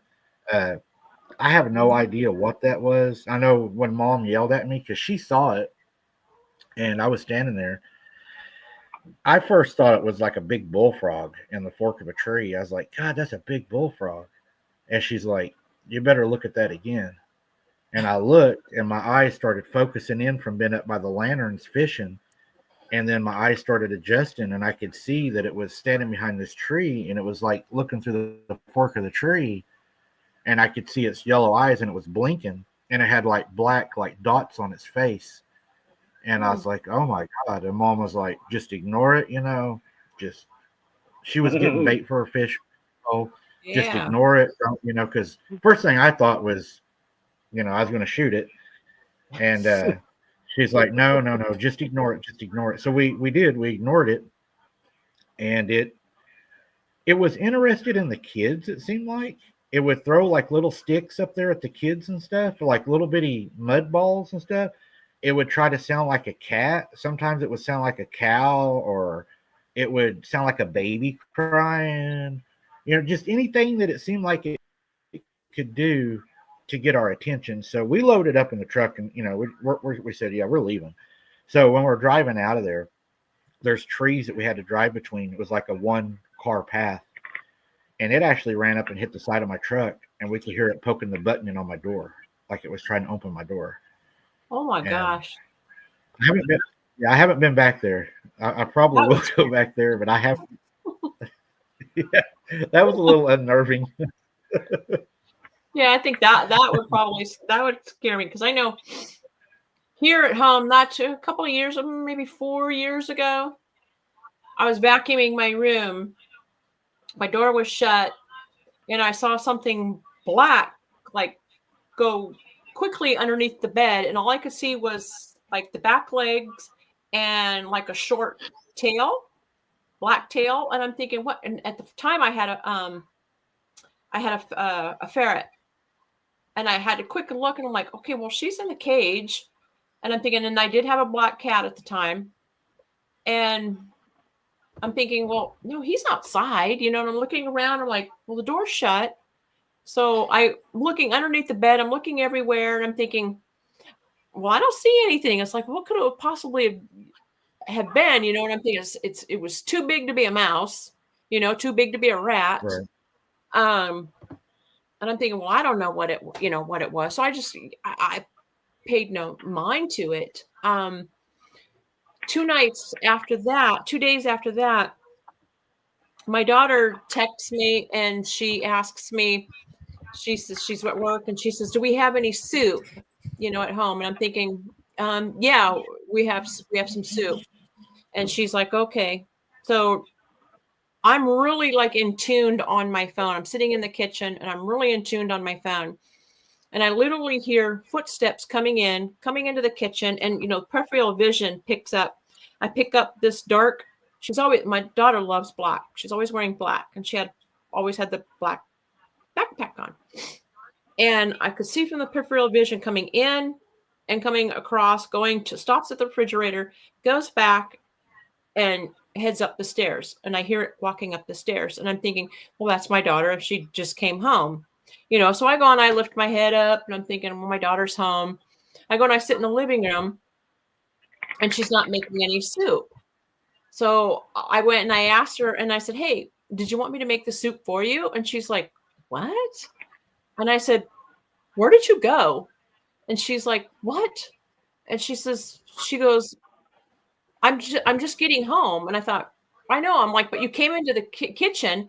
I said, and then you left again. And she goes, I'm just walking in the house. And I'm thinking, no, you came into the kitchen. And I said, you turned around and you went up the stairs. I said, I heard you walk upstairs. And she's like, shut up. And I said, what? And she goes, Yeah. Stop. Mom, I've been hearing voices. She goes, in this house. I'm thinking, wait, that wasn't you? And she goes, no. She goes, I'm just now getting home. I thought.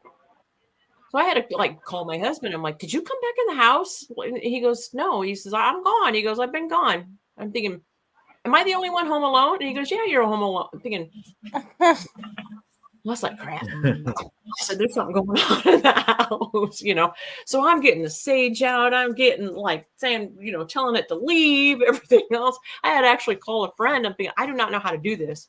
I said, but you got to come over here and you got to clean my house. You got to get rid of whatever is in here because there's something dark in here. And that's been it. We haven't, every now and then, something will move around in the bedroom, some dark kind of figure, shadowy. And I just tell it to go away, knock it off, go away. I'm not in the mood. A lot of people say, when they have a cryptid encounter that you have a supernatural encounter, that goes along with it. And I think they estimated 25% of cryptid encounters will have a supernatural encounter. Great. Those are those are the things that really, I mean, I don't know. Those are the things that I really don't like. I've had a few of those encounters, and those bother me more than the cryptids. Yeah.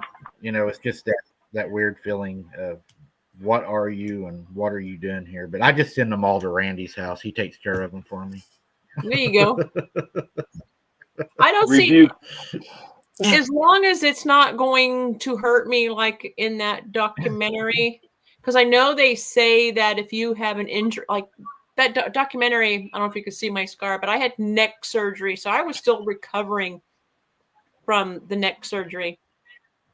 And they say that if it's an evil spirit or if it's something that's not good, that they can attack the weakest part of your body, I guess, or that they know. And I'm thinking so I don't know. I won't go back to that area. That's all I know.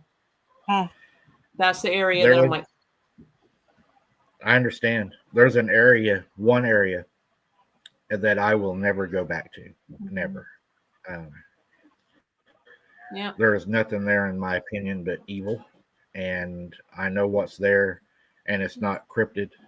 I had a guy sent me there with my sister, and it is a bad place. She ended up getting slapped by something on the bridge. It slapped her. You can hear the slap on the video. Come to find out, I found out later, I did not know at the time, but a little ways up the road, there's a satanic church. Oh, wow. Yeah. That's not okay. No. Really bad spot. Yeah. No, I had marks on my neck, so, and it's on camera, and that's not something I did. I'm not going to go and do that to myself. They were, there was a spirit box being used, and that I was not aware of that was going to happen. And apparently, whatever was there reached. They say that most sensitive people, I guess, usually get attacked. Or they say the ones that are open to it. It's like, well, I wasn't open to it. It's not. I said, hey, Right. come on. Right. I wasn't, So that's why I'm like, nope. I think I know the one you're talking about. I actually watched that video. I think that's the one I watched the one you're talking about where they had the spirit box. Y'all was out in like a field. Yeah, I seen that. It had nothing to do that, with big. That stuff is scary to me whenever you start messing with those things. I mean, that night was a really bad night. Kaylee was with us. She had went even when we was leaving because I knew I was like, this is not somewhere we want to be. And when we was leaving driving, it looked in the side of the window of my Durango at her. And it wasn't a cryptid. It was a demon. Oh, and God. It was just a really bad place. And then the guy's like, oh, yeah, I forgot to tell you down there where you're at. That creek is the one that runs right behind that demonic church. And I'm like, well, no wonder y'all are hearing things down there, I mean, yeah, it's a really bad place. We decided we will never go back there. That's just not what we want to go do. We might send Jesse down there, but we're not going to go back there. No. That's not for me. I don't mind seeing it was about 2 weeks ago. No, it's not something I see every single day. It's always when I least expect it, and I think when my mind's at peace or, and I'm thinking about something, just kind of go into my own little world. But there was a man walking on the side of the road that had a blue jacket on, like a baby blue jacket on, and it was raining.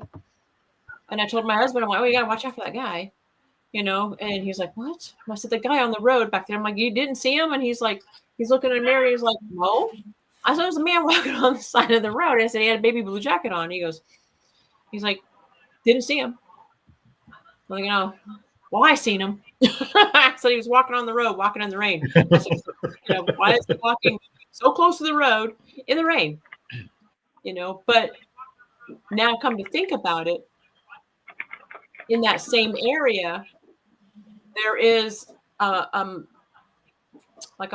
monument, but like when people pass away, they put the cross and the stuff. Oh, there is, now that's just thinking, I was like, that was kind of in that same area.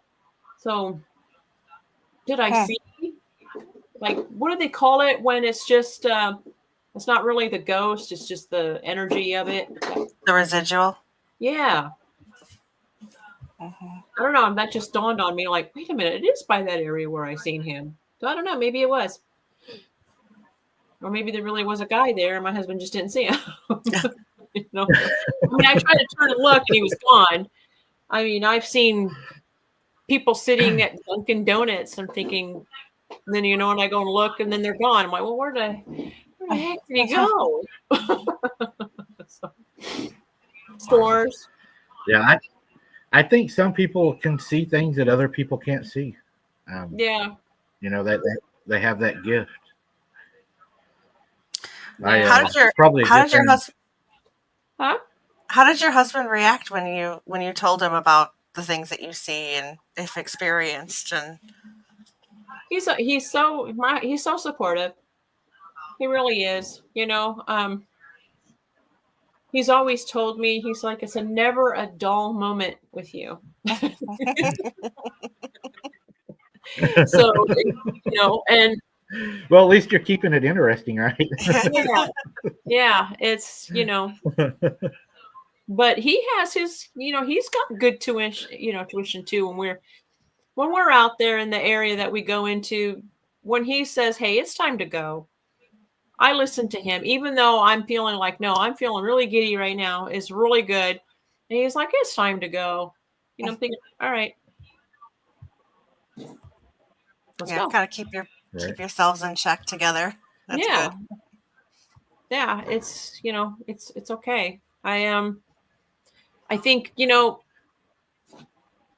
I did see, I don't know if I saw it. I don't mind telling people this area. It's not too much, it's completely filled with people going in this area already researching. But it's called Old 82, and it's not far from me, and that's not my area where I go. But we did.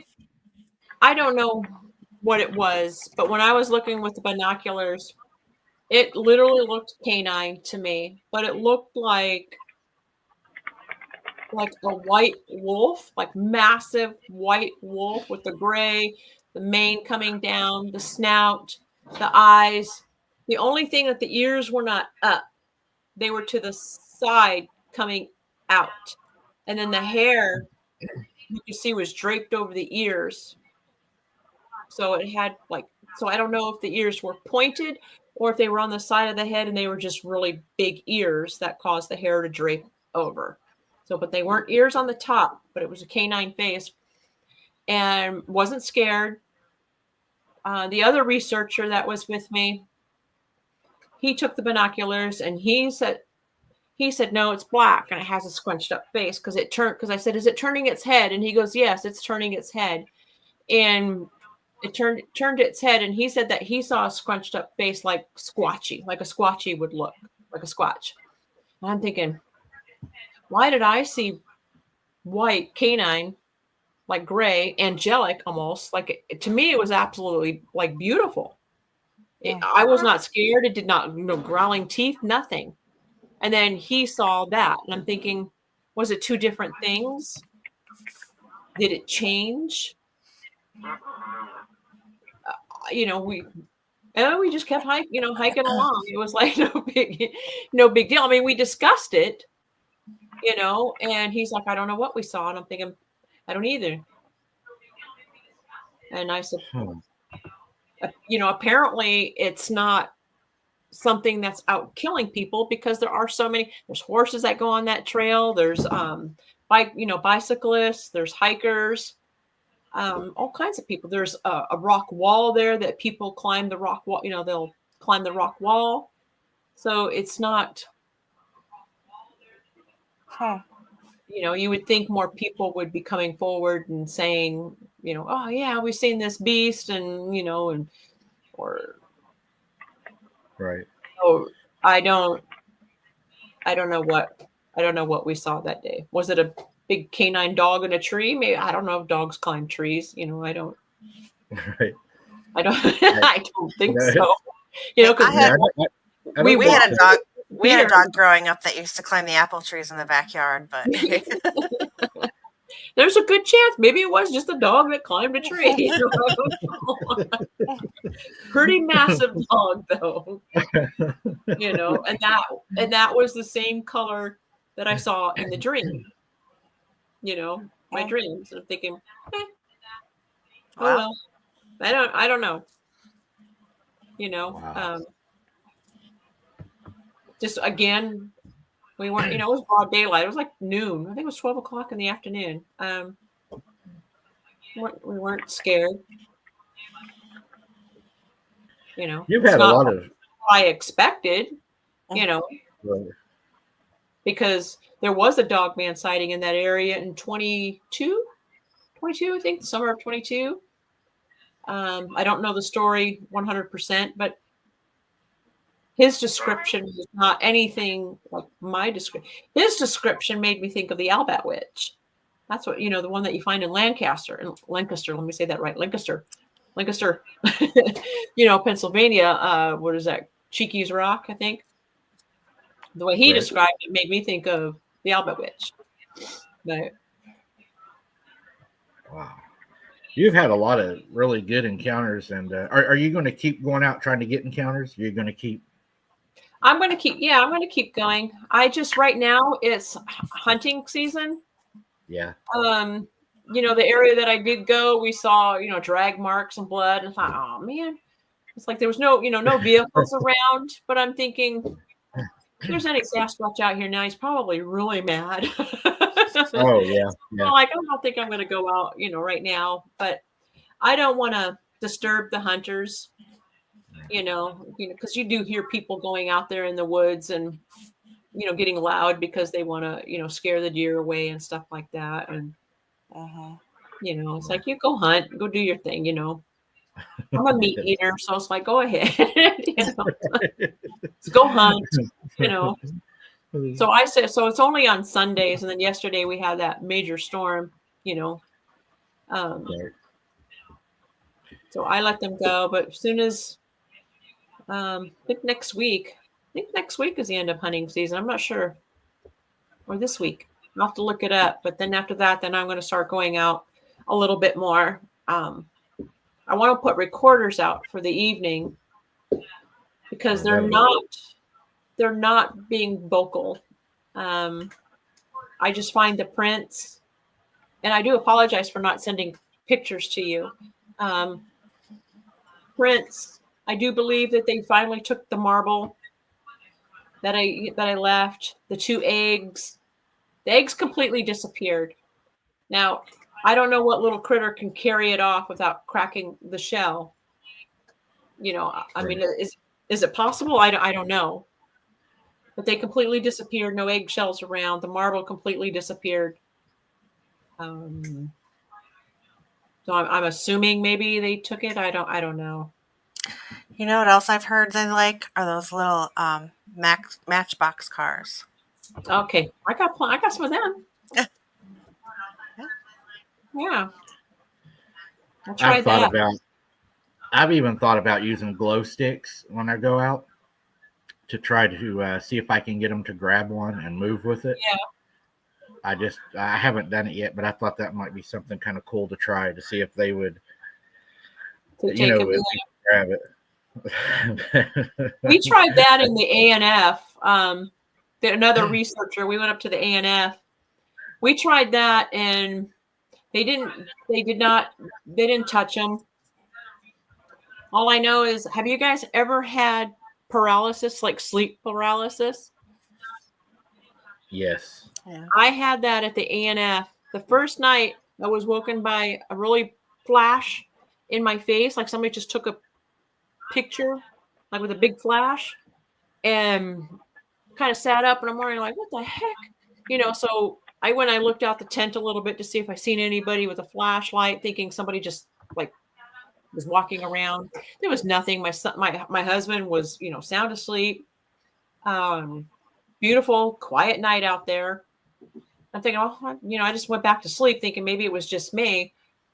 The second night I had, again, the flash, and I woke up and I'm thinking, man, like, again, looking out, and I'm thinking, okay, well, nothing there. So I tried to go back to sleep, and I don't know if I was asleep and it woke me up, but I opened up my eyes and I could not move. I literally had tears going down my face because I'm thinking, oh my God, I messed up my back because I have hardware in my back. That's what I thought. I'm like, I am paralyzed. I cannot move because I had my neck surgery. And I'm thinking, I'm paralyzed. I can't move. I couldn't talk. I couldn't do anything. And I don't even know how long it lasted. And then all of a sudden I could move, and I'm thinking, and it's like I sat up and I'm kind of like deep breath. My husband was asleep, and I'm thinking, oh my God, I'm like, I don't know what just happened, but I kind of went, I went back to sleep, and I did not even know, I'd never even heard of like sleep paralysis until someone like in chat, the first time that I mentioned it. And they're like, oh yeah, they sleep paralysis. They said, that's scary. It is. It's terrifying. Scary. I don't ever want that happening to me again. So I don't know if I'll go to the A&F again. Yeah, I will. I've only experienced that 3 times in my life. 3 times. And I feel the same way you do. That was one of the most terrifying things. I could open my eyes. I could feel. I could hear, see, think. My little boy had actually ran into my bedroom and had jumped in the bed and was trying to wake me up. And I could feel him bouncing around, but I couldn't. I knew he was there and I could think, but I was like, I can't move. Yeah. And I mean, so eventually in my mind, I started to pray. I was like, God help me, you know. And whenever I started to pray, it just like all of a sudden it let go. And it happened 2 more times after that. And I had a boss that I worked with, and I told him about it.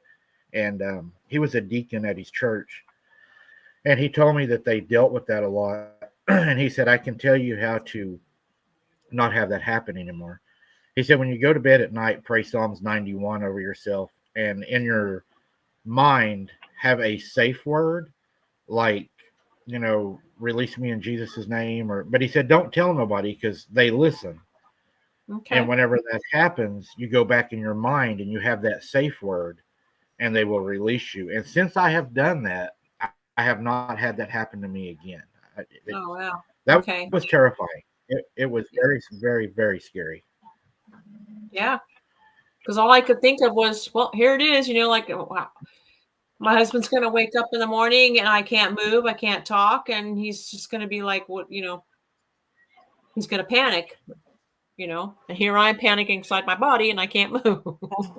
Right. And you know what made me think, and I've even told my mom after that happened to me, it scared me so bad. I told her, I said, you know, if anything ever happens to me, like a car wreck or anything, to where I'm in a coma or whatever, because they say that, you know, people can hear you. And I don't want to be hearing people and stuff and not being able to move. To me, that would be pure hell to lay there, to be able to think and everything, but you cannot interact or talk, or that would be hell to me. I do not want that. Yep. No way. That is one of my fears. Yeah. No, that's, I mean, I had nightmares, like, of being, like, some of my dreams shot in the spine. You know, somebody goes and shoots me in the back and literally can feel like death. You know, it's like your body's slowly like fading away, and it's like, well, here I'm dead. You know, I mean, you're on the whole time, like, I'm drifting off, and I'm thinking, you know, no way, this is not happening. No. Like, I am not ready. I'm not ready. And all of a sudden, and then you know, and you wake up and you're like, like, oh, thank God, it's just a dream. You know, and it's just like, but that happens often where I die. I don't die, but I get injured to where it should have killed someone. You know, it should kill me. So I don't technically die. It's just like, feel like my body's being taken, and then I'm fighting it and saying, no, not now, not today. You know, no, I'm not ready yet. So yeah, I'm not ready. There's a few things I'd still like to do. Yeah. Yeah. There's that big fish out there that I still want to catch. Yeah. Yeah. Well, Lavone, I've kept you for over an hour, so your back's got to be hurting as bad as mine, probably. 2 hours. Or over 2 hours. Yeah, 2 hours. Oh, wow. Okay. Lavone, plug your channel. Yeah, plug your channel really good so everybody knows where to find you and everything. And also, Randy will put your link out for you. And also, whenever you want to promote your channel or whatever, feel free to send your stuff over to my Facebook page, and I'll have the moderators approve it, and we'll help get you going and try to get you some subscribers and get you going. Okay. Yeah, I'll try to do that here right now without messing it up, right? I couldn't find channels. Say it again. I couldn't find your channel when I searched for it. Everything was attached to that 77, whatever that was. When I tried to pull up your channel on YouTube, I couldn't find it.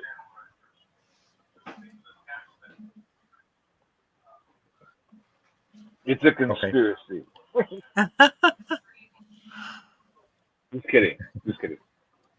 I'm just kidding. Yeah, watch it, Randy. You're going to get us all in trouble. Randy, you're fixing to be werewolf bait. Just go with Mike. We need to all get together and go camping sometime together. Really, you know, a place you wouldn't want to be by yourself, let's just say. And you can tip me out on the edge the edge of the campsite, I don't mind being out there by myself. I was going to say, yeah, with all those times that you've offered that we should be bait. Okay, see if that works. I said I would go. And that would be the outside. We'll put everybody who doesn't want to be on the outside of the circle on the inside of the circle, and the brave people will put on the outside of the camping circle, like circling your wagons. I posted it there for you. I don't know if you could see it. In chat? Yeah. There must be lag, because I'm not seeing it yet. Oh, yeah, my chat on the computer's not moving at all. I had to sign in on my phone. That's why I couldn't see anything in chat unless it came up here. Does anybody see her post in chat? I do not. I think I might be able. Let me try and see if I can get it to go on there for. Let's see. I just found out that my data is all over the dark web. So I found this. How about that? Did that work? Shows you if your personal info is exposed and being sold by scammers. And guess what?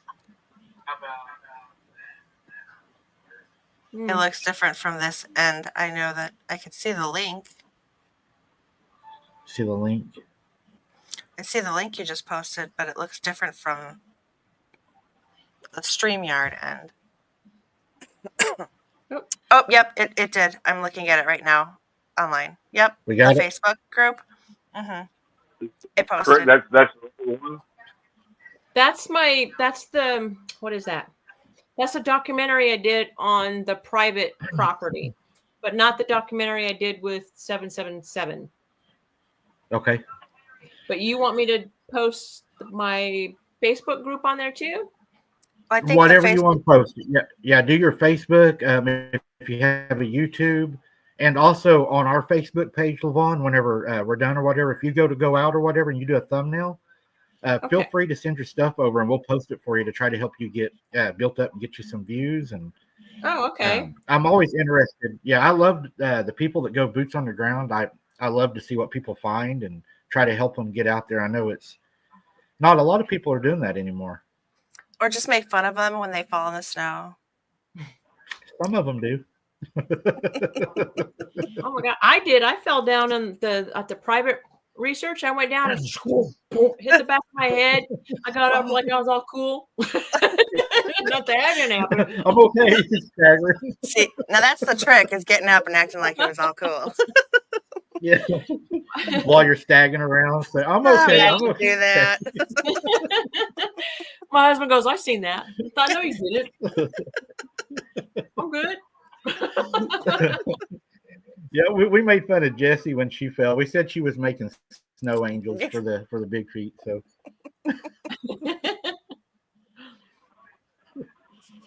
yeah, it always takes me so long to do these things.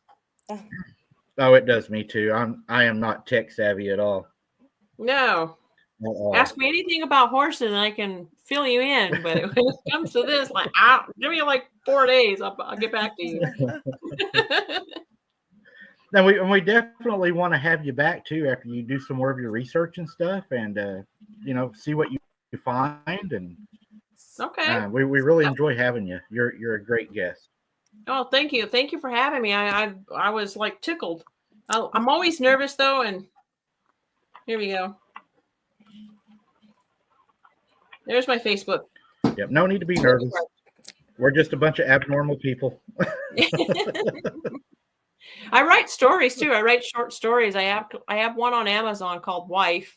It's a supernatural horror story, and it's only like not even a 20-minute read. Very short. Oh wow, I'll have to check that out.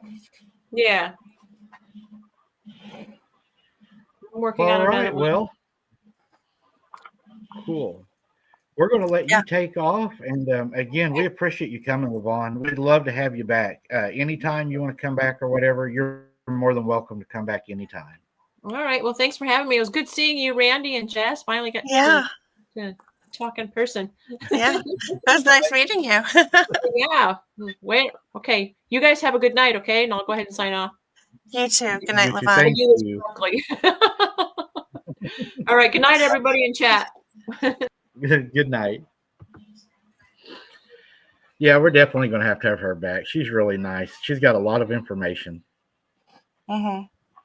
Yeah, I like Lavone. I like her stories. Yeah, she's a. I think she's going to end up having a lot of information too, because if she's actually tagged, she's probably going to get a lot more encounters the more she puts herself out there. So, Mm-hmm. I have some sad news I need to pass on to everybody that I was just informed of while we was live. So we need to pray for a family. Randy, I'll probably ask you if you don't mind to take us into prayer in just a second. You will know what I'm going to talk about. I want to thank everybody for showing up tonight, supporting us and everything. If you do not, want to pray with us, I don't want to force anything on anybody. I don't want to do that. So if you'd like to stay and pray with us, you're welcome. But I didn't just want to spring that on everybody, and people believe differently, and I don't want to push that on anybody. But do you all remember one of our subscribers? Her name was Sharon Whitson. Do you all remember her? Yes. She was one of our very first subscribers we've had, followed us for a long time. Her daughter has contacted me tonight, and she has passed away. Oh. So I'd like to keep her in our prayers. And Randy, if you'd like to say a few words. What was her name again? Sharon Whitson. Sharon Whitson. Uh-huh. Heavenly Father, we just ask you to lift up. We ask you, Lord, to send your angels to Sharon Whitson's family and help them during this time of mourning. Comfort them, Father. We just ask you, Lord, to strengthen each and every family member during this time, Lord, and help them through this period of grieving. In Jesus' name we pray. Amen. Amen. Yeah, she was with us for a long time. It was not expected. It just happened all of a sudden. I really hate that. I really liked her. She was a really big supporter, and she will be missed greatly here at Abnormal. She was definitely one of the family. So I hate getting that news. Randy, what'd you think about tonight, man? What's your synopsis of tonight? Pretty amazing. I'm going to put you on the spot. Interesting stories. I like the part where she said she was fascinated with what you're looking at. I know exactly what that's like. When you're staring at one of these creatures, especially with the encounter that I had, up close and personal, I couldn't take my eyes off of that female werewolf. I mean, it was just fascinating. I mean, I couldn't believe what I'm looking at was real because of everything that we were taught. We're taught to throw all that information out. And that's what my brain's trying to do, but my eyes are like, you can't do that because it's right here. It's real, So I understand that fascination. I was blown away with her stories. I mean, wow. I mean, that's my impression of her stories. And Jesse, what was your impression? Oh, I always love listening to Lavone's stories. I've heard her on a couple other shows too, and I find her so fascinating, and I don't know how many times she could actually tell the same story, and I would still be so fascinated. So I would love to see her and have her come back on the show again. She's a really nice person. I enjoyed having her too. She's just a warm person. It's like sitting there talking with the rest of the family, about what happened. She's very easy to interview, very, very smart, full of information. I learned a lot of things tonight. She gave me goosebumps a few times because a lot of the things that she talked about, they really resonated with me over some things. And, we wish her well, and we, hope that she stays safe at doing what she's doing, because we never know how these things are going to react from one day to the next.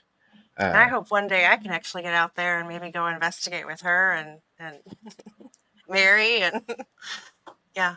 The wolf lady, that would be interesting. That would be interesting. Jesse and the wolf lady, that would be cool to watch. There we go.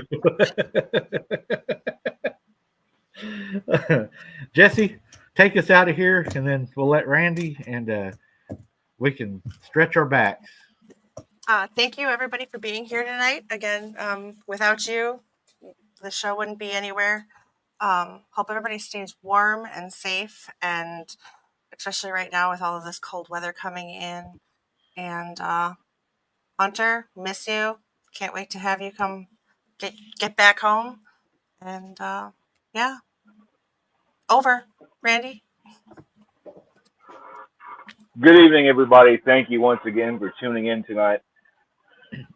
The Abnormal Investigation channel, shining a light into the darkness, revealing the truth about the real world we live in. And good night, everyone.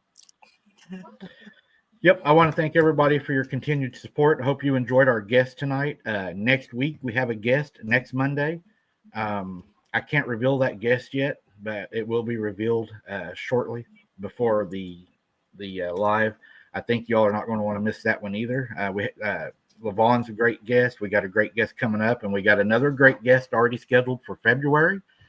So we got a lot of great people coming on. We got a lot of great information coming. Hopefully we're going to be back out boots on the ground soon as it thaws out. Maybe I can go pry a Bigfoot off the ground. They're probably froze to the ground right now. But yeah, looking forward to a lot of things we got going on. We're working on the Patreon video that we're going to be recording here pretty soon. It'll be released on Patreon. And no, it is not what people thought it was going to be. It is going to be about abnormal cryptids. But yeah, we will be working on that. It'll be released soon. Hunter, I love you. I miss you. I can't wait till we get to do things together and you can run in here and aggravate me while I'm on a live and causing me to think about other things. And he will always be my Master Chief. When he was growing up, he loved to play Halo. I bought him the whole suit. I still carry his mask and the Durango with me. I haven't took it out. And he will always be my little Master Chief. I appreciate that, guys. And if you don't mind, fill the chat up with hearts for Hunter. And until next time, guys, keep your head on a swivel. Don't be something's dinner. And we'll see you on the next one. Good night.